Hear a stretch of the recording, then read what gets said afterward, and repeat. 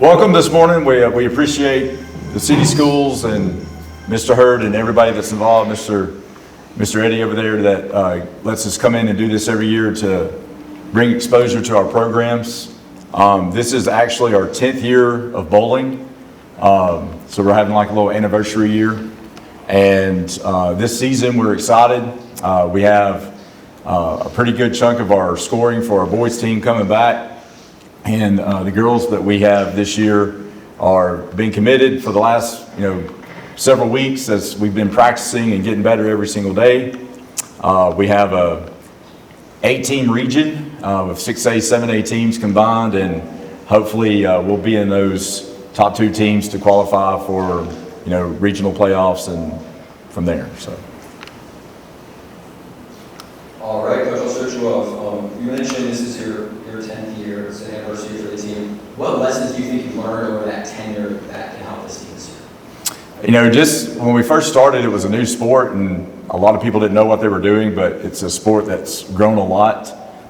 We used to be a little bit ahead above everyone else just because, we have, great bowling alleys. We bowl at Bolero, and they're really nice to us to come and, get reps in, get practices in, and not everybody was able to do that.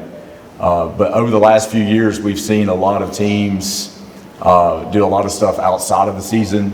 There's a lot of extra youth leagues that have started up because of bowling, and it's just like any other sport. It's become almost a year-round event for several of the athletes. So. This is a question for the players. What are some goals, like personal goals that you guys have? One of my personal goals is to get to 150 as my high score. I would say I want to definitely consistently get over 150 and I'll say probably being a better leader. Obviously, bowling scores are good, but trying to become a better person and a better leader as a team. Another question for the players. What challenges do you anticipate in the upcoming season, and how do you plan to overcome them? Obviously, I throw a gutter ball every now and then, so I'm going to have to work on that. But I'm going to overcome that just by keep practicing, getting repetition in, because that's what bowling's about. You can't just naturally be good at it. You have to practice it. So. I feel like bowling's a very mental game, and so I get in my head a lot if I do bad. And I think just being able to practice and see that just because I'm doing bad doesn't mean I am bad, getting in that mindset.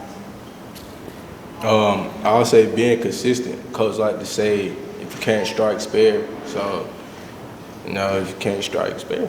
Knock down more pins than the other team. This one's for the players again. Which one skill the team have been focusing on basketball? I would honestly say that everyone is just very supportive, just throughout the whole practice. Anytime you do good, someone's going to support you. I think they're mastering that already just from the beginning of the season. You go to practice every day and you're excited because everyone's going to congratulate you if you do good. So. I feel like everyone's just trying to beat themselves, and so we're all just individually just trying to get better. If you have a good game, beat that. If you have a bad game, just beat that. And each time we have a game, just get better and better. I'll say our chemistry.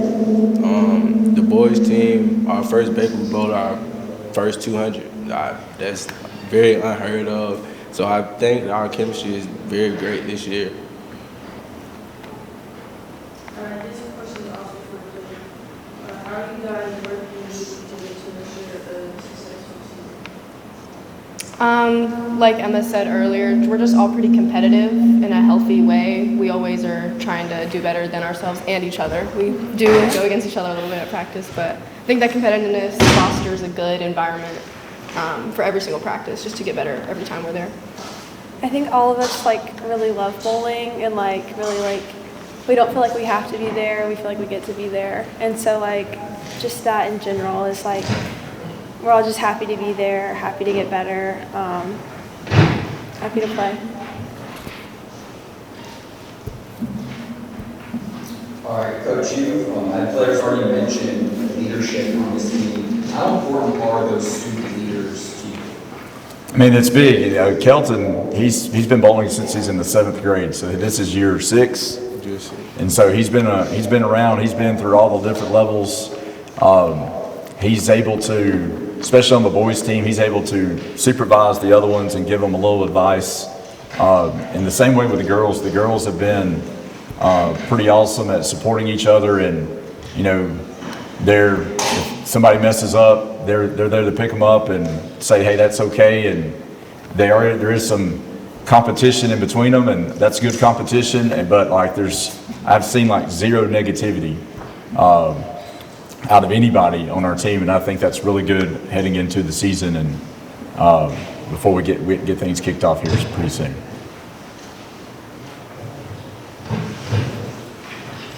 For the coach, how do you foster a positive and motivating environment for players as well? I mean, just like any other sport, you know, number one, I mean, it's most people come out for bowling because, hey, I'll do it on the weekends, I do it with my family, and it's fun. And I just try to keep that fun atmosphere, not to take anything too serious. You know, we want to win, okay, but we also, you know, don't want to get too emotional in ourselves, get too crazy in ourselves.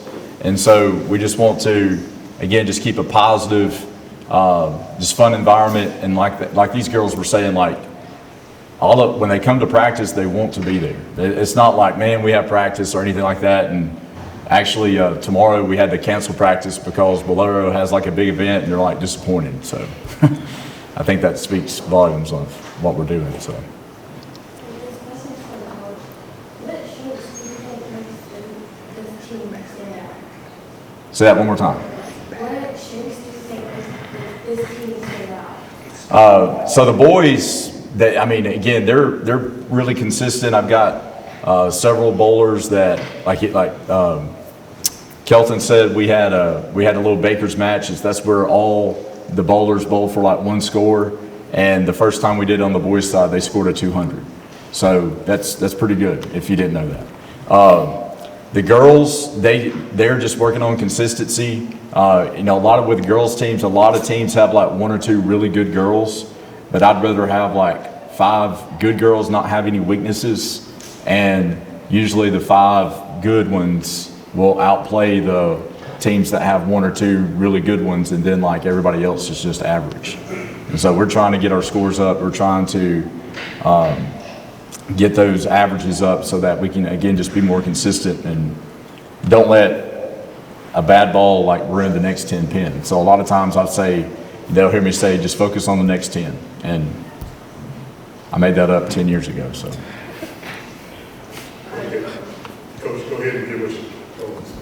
All right, so again, we're just happy to be here. We're really excited for this season. Our first game is November the 6th, and we're also in, there's a city-county tournament on November the 8th, the Saturday of November the 8th. But we have a really good region.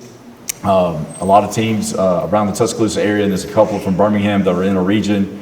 But we're excited to get the year started off. We're still getting better. I definitely see us especially the girls group, as a group that throughout the year we may, not be our best, but at the end of the year we'll be doing our best bowling, and that's just exciting to see. And it's a good group. It's a good group to be around, and that's all I have to say.